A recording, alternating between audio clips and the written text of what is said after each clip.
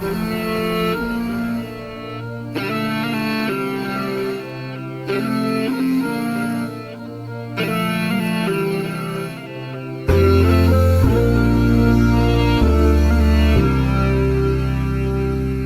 first type of wealth is, or money, is money that is related to money that is already there. I gave you an example of an FD amount.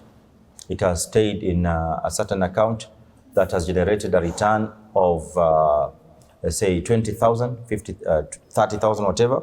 That was achieved after 3 months or 4 months. Remember how it started. Now the question will be, where is this money coming from, 20,000? The money 20,000 is coming from money that is already in the house.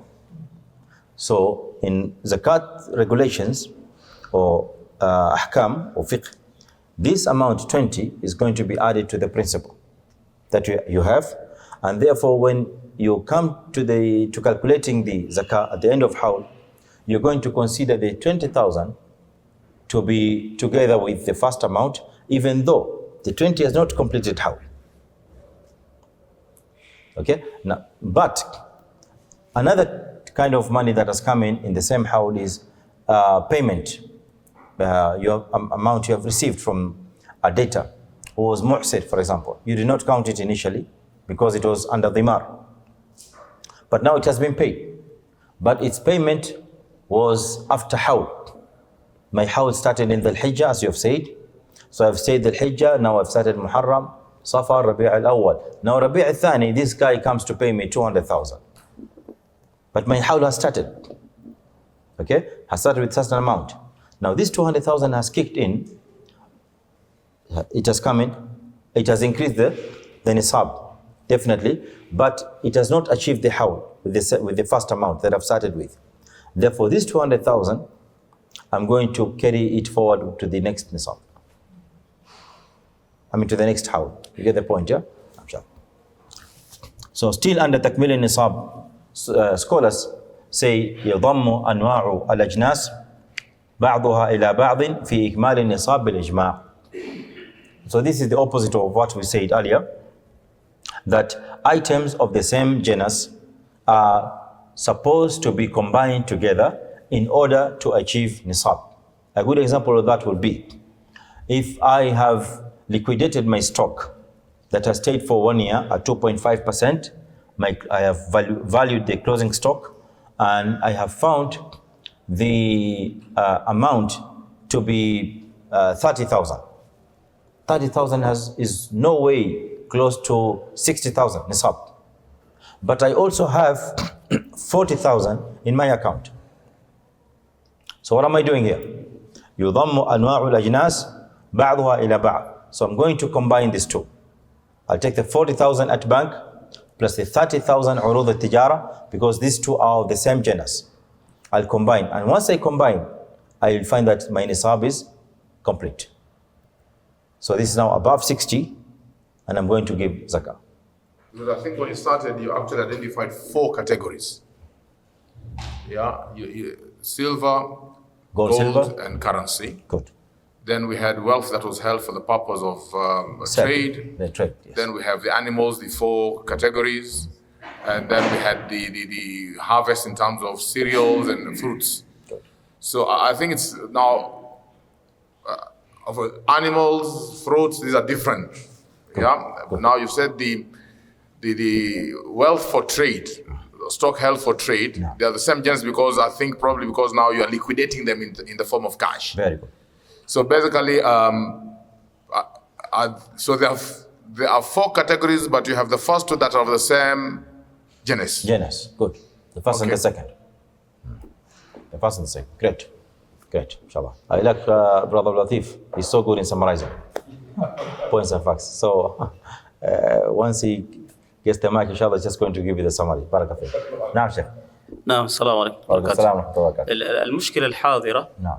في هذه الزمن الفوضوية، كثير من المسلمين لا يفهمون فهما صحيح لإخراج زكاة.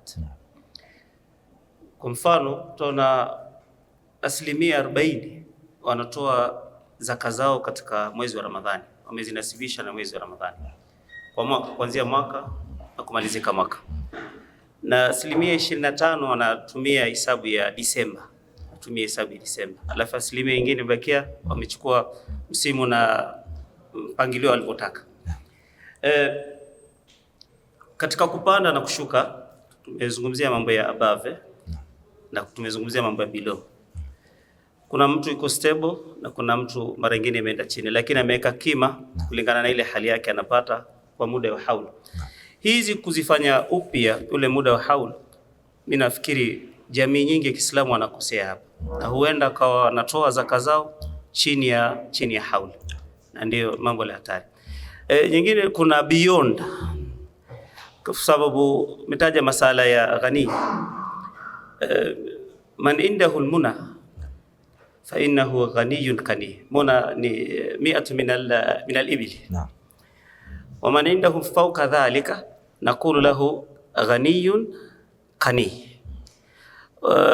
Wa liqawlihi sallallahu alayhi wasallam man indahu qutu yawmihi faka'annama khizat lahu dunya bihadhafiriha. Walakin man indahu qutu as-sana aw 10 sanawat alladhi yati madha naqul lahu ghaniyun kaniyun. Fahuwa beyond the level we are talking about. Assalamu alaikum. Wa alaikum assalam wa rahmatullahi wa barakatuh. Barakallahu feek. Shukran ya akhi. Okay, just a completion of what we have said a while ago. Again, under takmil al-nisab, scholars say al-urud tudammu ila al-athman fi takmil al-nisab. This is exactly what I have just mentioned. We're just putting it now in context. Wa tudammu al-athman ilayha bila khilaf. This issue I've just talked about, the issue of combining items of same genus that can merge together once rendered into a different format. Urud al-tijara, commodities that are put up for sale, once they can be liquidated into form of cash, this can be combined with al-athman. Al-athman is a dhahab al-fidda. We've just mentioned of it. Now, it is good to consider that this issue has no khilaf. That's why I've put it there, bila khilaf bain al-ulama. So you will not find khilaf among scholars in the aspect of combining urud al-tijara with al-athman or with al-fulus. There's no khilaf in that. So whoever comes and tells you, this issue has got khilaf, Ibn Qudama in al-Mughni says there's no khilaf in this issue. So it's amongst the issue where consensus has stood. Now, let's come to the issue of al-khulta. Al-khulta تجب الزكاة في المال المختلط إذا مضى عليه الحول. We were talking about joint, someone mentioned about joint account today. Yes, that is al-khulta now. Khulta is joint ownership of wealth. Joint ownership of wealth in fiqh zakah, there are three things here to consider. Number one, تجب الزكاة في المال المختلط إذا مضى عليه الحول. But remember, one thing that we need to come clear out of this is al-khulta in fiqh zakah is a situation whereby we don't know the boundaries. No boundaries are known. I have entered into some sort of partnership, myself and Sheikh Abdul Latif, but I don't know where my boundary starts, where my boundary ends. We know that we are share in this particular farm. We have combined ownership or share in a particular business, but I don't know. It's quite informal, so I don't know where my share starts, where it ends. He doesn't know where his boundary starts, where it ends. This way now we talk of khulta. It's different from the joint, the technical terms that is being used today, whereby your share for sure, or your amount or your boundary starts from here to there. In that scenario, you are liable to pay your zakah individually as per your share. Khulta in zakah refers to a situation where people have come together. They have joint ownership, but they are not sure or certain where the ownership starts and ends. That's where khulta applies. So tajibu zakah fil mal al-mukhtalit, that money that is joint or owned is going to be liable for zakah. وتؤثر على جميع الخلطاء من يملكون نصابا ومن لا يملك. What that means is, if we have come together in ownership, And a good example of this will be zakah of animals. That's where khulta comes in many cases in zakah. So Abu Bakr has got 20 goats. All right? I have 40. He's got 20, I have 40. Or another example would be, he's got 10, I have 30. That's a good example. Okay? 10 goats, I have 40 goats. Now the nisab of goats, we know how much? Starts from 40 heads, right? 40 heads. Now, if I consider myself as owner of goats, I'm not liable for zakat because I have 30. It's below nisab. If I look at Abu Bakr, my joint owner in that business, is got 10. So none of us is liable for zakah. Okay? But considering our goats together, my 30 plus his 10, we are liable for zakah. Okay? But under a condition, there are conditions here that apply. That our goats must be rearing together, they must be living together, sharing the same farm, sharing the same food, the same drink, and so on and so forth. There is that complete, joint ownership of the goats. But if my goats are rearing separately, in a different place, his goats are 10, different place, none of us is liable for zakah, we do not combine. We only combine if they go out together, they eat together, they live together, they sleep together. And I don't know my 30 goats out of the 40, I don't know which ones. Which one my 30, which one are his 10. He only knows that he's got 10. Zakat al-mawashi is bahimat al-an'am, al-ibil wal-baqar wal-ghanam.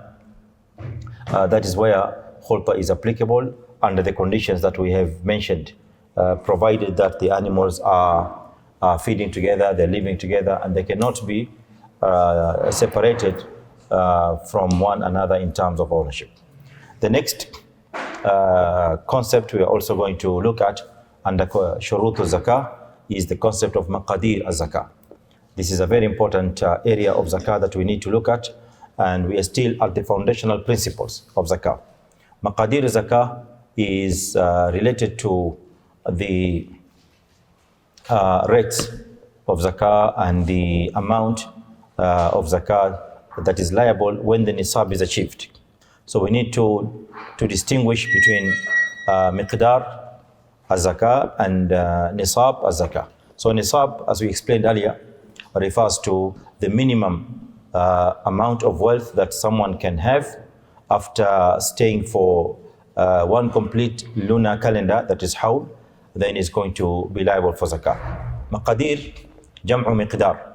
And miqdar can loosely be translated into English as rate. So this is zakat rates. Okay, Ibn Qayyim rahimahullah ta'ala in Zad al-Ma'ad says, فرض الله مقادير الزكاة على أكمل الوجوه وأنفعها للمساكين وأرفقها بأرباب الأموال. Allah subhanahu wa ta'ala has he has stipulated the rate of zakah على أكمل الوجوه, in the best and most perfect way you can reason out. وأنفعها للمساكين, and in a way that is more beneficial to the poor. وأرفقها بأرباب الأموال, and in a way that is very convenient to the zakat, to the wealth owners, to the owners of wealth. So the rates of zakah are all achieving all these three objectives. So number one, it's akmal al-wujuh. Number two, it's more beneficial to the poor. And if you look at it deeply with all sense and from the perspective of understanding the spirit of zakah, you will indeed find that the rate of 2.5%, which is rub' al-ushr, 1/40 of your wealth, and your wealth is 4 million. 1/40 of 4 million translates to something that is so meager in terms of how much you own. And that amount of 2.5% out of 4 million, out of 10 million that you're going to give to a poor is something that is going to be of help to him. So it is a rate that Allah subhanahu wa ta'ala has determined with great, and actually the greatest level of hikmah and the greatest level of wisdom. Because it is determined by Allah subhanahu wa ta'ala himself. He says, وَلَمْ يَفْرِضْهَا فِي كُلِّ مَالٍ. Look at another wisdom of Allah subhanahu wa ta'ala. He says the rates of zakah do not apply to all forms of mal. but to certain specific kinds of wealth which we have just analyzed. بل فرضها في الأموال التي تحتمل المواساة ويكثر فيها الربح والدر والنسل. The rates are put on wealth that are bound to bring help to the poor. Muasa is to help the poor. So the rates are there to help the poor and not really to put a burden on wealth owners, on arbab zakah, the people who are giving zakah. You will not even feel it. You talk of 2.5 of 100 shillings. Is how much, brothers? 2.5 of 100, let's say 1,000 shillings. 2.5 of 1,000 shillings. That's 1 over 40 of 1,000. It's 25 shillings out of 1,000. You don't even feel it. But if you multiply that into 10,000, 100,000, still, as the amount is increasing, your wealth is getting more and more, and the poor is also getting an amount that is going to sustain him and to help him to an extent. The other condition of zakah is mudi al-hawl. We have talked about hawl in deep. We are now just putting it clearly that mudi al-hawl is amongst the conditions of zakah, as put by ulama by saying يشترط حولان الحول في زكاة النقدين والأنعام وعروض التجارة بالإجماع. So hawl applies in 3 categories of zakat items. Zakatable items are of 4 kinds we've mentioned. 3 of them are subjected to the condition of hawl. Only 3. 1 does not apply hawl.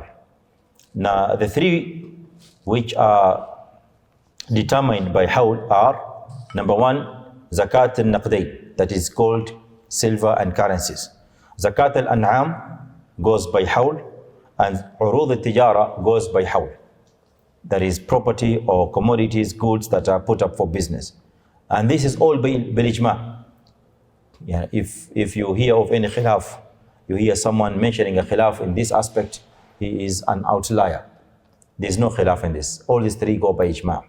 Only 1 zakat item does not go with hawl, and that is al-hasad. That is hubub and athimar, the agricultural produce. Agricultural produce does not wait for hawl.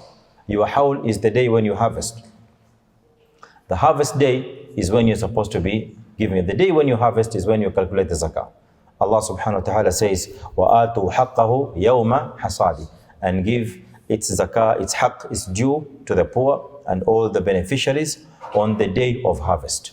So that's the only zakat item where hawl does not apply. Now let us come to masail. Masail related to hawl. Brother, I recall Brother Abu Bakr's statement saying that hawl is one of the important items that we need to look into deeper than what we have just mentioned. And this is where we are now. We are looking at hawl with a more broader perspective. We are going to focus on a hawl through these 4 points that we have put up. Number 1, al-hawl al-mu'tabar, which hawl is considered the rightful hawl in Islam. 2, al-mal al-mustafad khilal al-hawl wal-ba'da, that is the earning or the income that is earned or generated in the middle of hawl and after hawl. How is it treated? 3, ta'jilu zakah qabla tamam al-hawl, to pay up zakah in advance before hawl is due. That is the 3rd issue we're going to look at. 4thly, al-mal alladhi la yushtaratu lahu al-hawl. We also have certain kind of zakat items or goods that hawl does not apply in. So starting with the first one, هل الحول المعتبر القمري أو الشمسي? This is the first item. Which hawl is considered in Sharia? Are we considering lunar hawl only, that is al-qamari, or we can also go with the shamsi, that is the hawl based on the sun, that is the Gregorian calendar? And here is where I hear most of our brothers and sisters, when they mention or they ask me questions, and probably many other places where they do put their questions, they have this tendency of using the Gregorian months. So I often listen to my brothers and sisters saying that I have deposited my money with a certain organization or institution in the month of March, April, May 2014, and today is 20 so and so. So the first thing that catches my attention in that question is the relevance of the calendar used vis-a-vis the zakah calculation. See, so the first thing I always point out to the questioner is the mistake in following a calendar that is not Islamic in terms, in as far as calculation of zakah is concerned.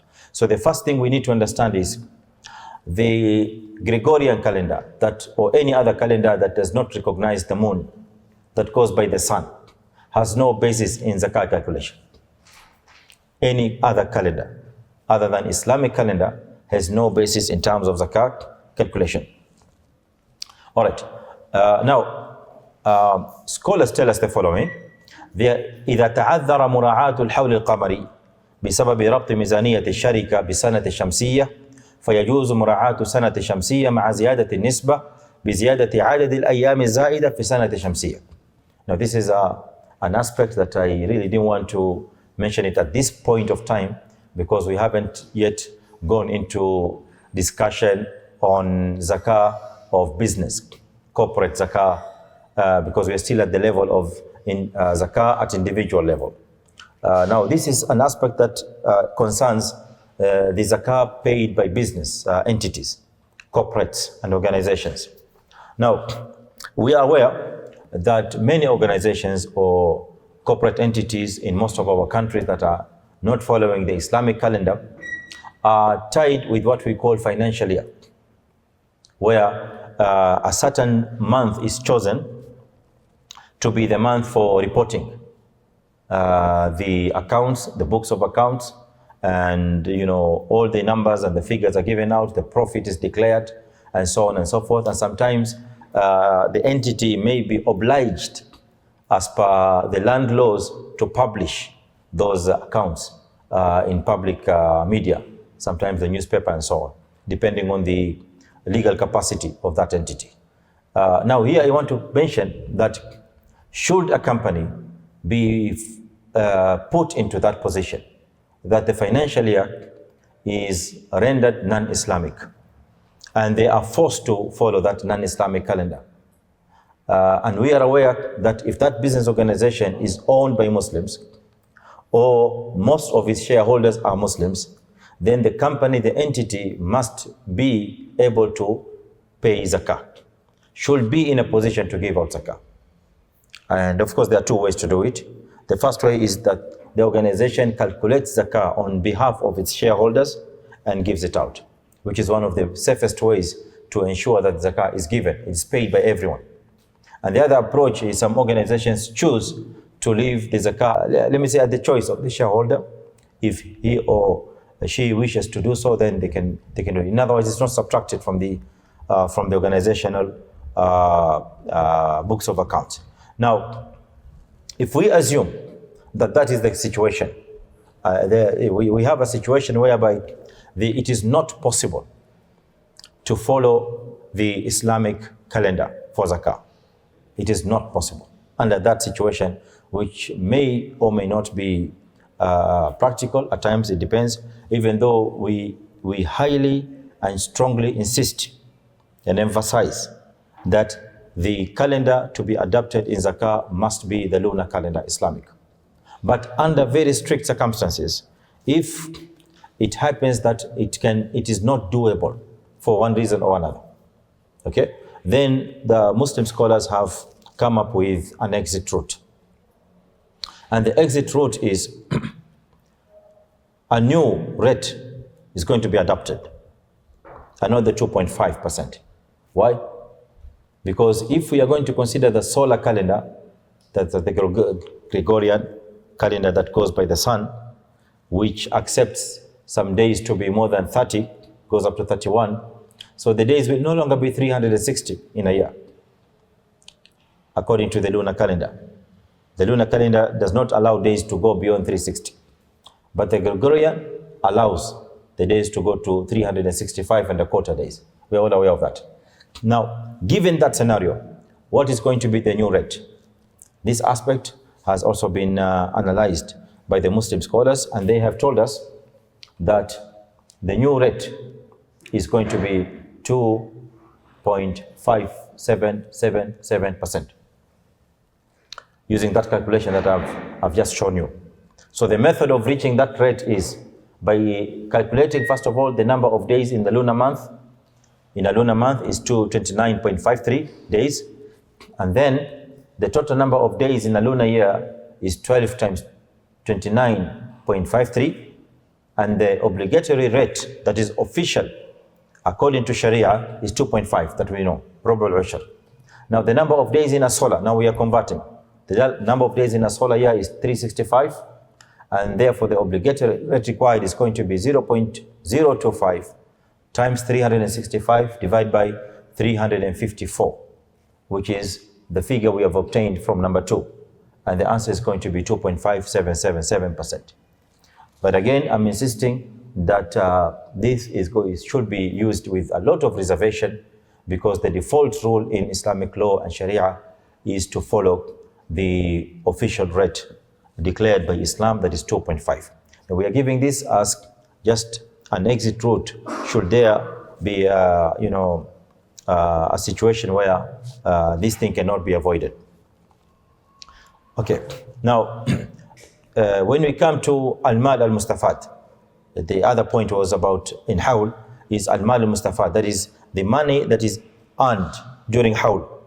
Okay, I'm giving back again the example of 100,000 that has been deposited with an FD. FD means fixed account, or any form of investment for that matter, so that we make our understanding easier. So let's consider 100,000 deposited in a fixed deposit account or an investment instrument. And a certain expected rate of return has also been agreed between the two parties. So you've been told that if you put up this amount, we're going to give you 8% expected return on your principal amount invested. Right.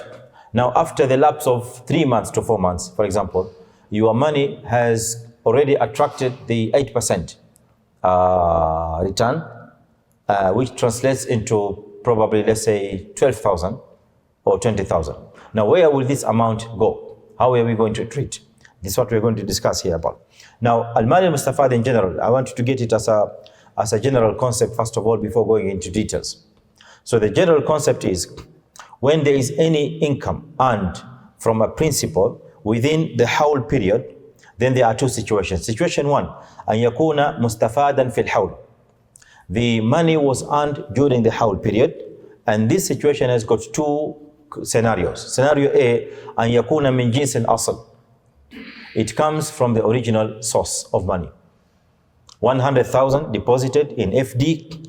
The FD instrument has attracted a profit of 12,000. So the 12,000 min jins al-asl is coming from the 100,000. Two, scenario B, an yakuna min khilafi jinsi. That is, the amount earned is not from the principal. It's not from the jins. It comes from a different source. How are we treating these two scenarios? So in scenario A, we say, فَإِنْ كَانَ مِنْ جِنْسِهِ, if it comes from the same genus, فَلَهُ حَالًا, it again has two scenarios. Scenario one, أَنْ يَكُونَ مُتَفَرِّعًا مِنَ الْأَصْلِ كَالْوَلَدِ أَوْ حَاصِلًا بِسَبَبِهِ كَالرِّبْحِ. If the earning is a resulting effect of the same money that was kept during that hawl period, the resulting money is, the money is a resulting effect, that is, it was born out of that particular money, that is that principle, then definitely it follows that principle amount. A good example will be, I have 35 heads of goats or sheep, for example, 35, okay? That is from Sha'ban last year. Come Sha'ban this year, in this month that we are in, I'm now due to pay Zakat. But I started with 35. Now, according to the Zakat scales, I am not liable to pay Zakat because I have not reached Nisab of goats, which is 40. I have 35. right? But within the year, 5 or 3 or 7 of the goats I have given birth to 6 more. In the middle of the year, 6 more have been born out of the 35. So now I have a total of 42. Now remember, these 6 which have been added on top have not completed the hawl, but they were born out of the 35. So these 6 will follow the 35, and therefore my hawl will be complete. So come Sha'ban of this year, I will be liable for payment of zakah, because the goats were born out of the 35 I have. The same principle or concept applies to money again. So 100,000 put in an FD instrument. In the middle of hawl, it has generated 20,000 more. Where has it come from?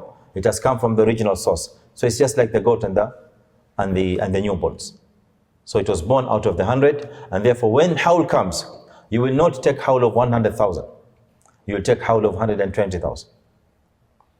If there is another profit given after another 3 months or 6 months, you will add up all the profits. 20 plus 20 plus 20, that is 60. So your total will be 160,000 divided by 40. That is where your zakat is going to be. Okay, so this is the principle that we're talking about in terms of hawl. And then we say فَيُضَمُّ إِلَى الْأَصْلِ وَيُزَكَّى بِحَوْلِ الْأَصْلِ. So whatever was generated in the middle of hawl, as long as it is attached, associated, related to the original source, then it must be following the hawl of the source. And there will be no distinction between the money that was generated or anything, any wealth that was generated, and the wealth that was put up at the beginning of the hawl. In situation B now, it's a bit tricky. Situation B, we say أو لا يكون متفرعا من الأصل ولا حاسبا ولا حاصلا بسببه كالمشترى والموروث والموهوب والموصى به فلا يضم إلى الأصل ويزكى بحوله.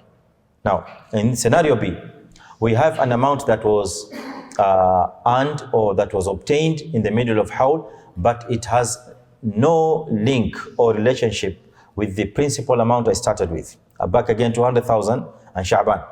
In Sha'ban, I had deposited my 100,000 with an FD, any instrument, or in any business activity. No profit was earned, nothing. After the lapse of, let's say, 6, 7, 8 months, one of my relatives passed on, whom I inherit. It could be my dad, died. So I have obtained an inheritance of another 100,000 from the tariqah. That's what I deserve. So in the middle of hawl, I have obtained 100,000 from inheritance. The question is now, am I going to do like what I did in scenario A by adding them up 100 plus 100? The answer is no, I won't. Are we together? Why? Because this has a different source and does not follow the asl. So I will treat the first 100 to be having its own hawl, and this 100 that has just come in, I am going to start its own hawl the day when it came in. When did it arrive into my account? Okay, it was deposited in Rajab, just a month ago. So Rajab is going to be my another hawl for the 100. So another Rajab will come in, and this 100,000 will be due for zakah in Rajab.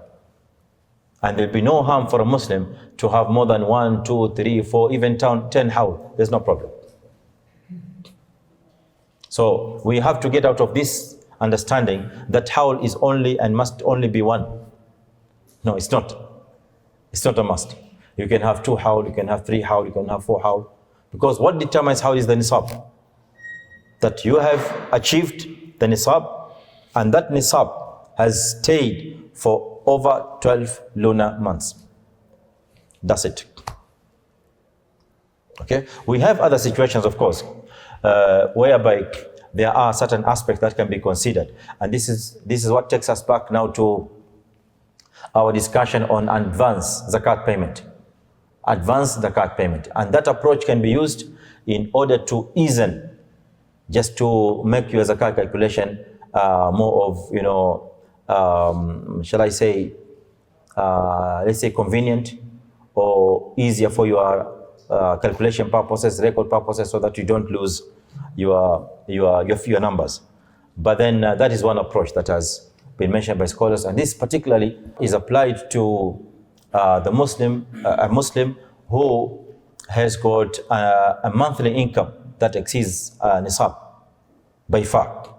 Okay, you can think of a person who earns a monthly income of, let's say, nothing below 500,000, 600,000, which he doesn't use all of it in the entire month. A big chunk of that money stays in his account on monthly basis.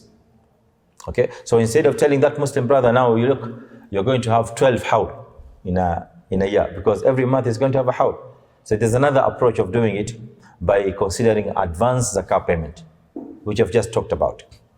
Okay, that's a way to easen up your zakah calculation, specifically if you have a monthly income or income that comes in on a more frequent basis.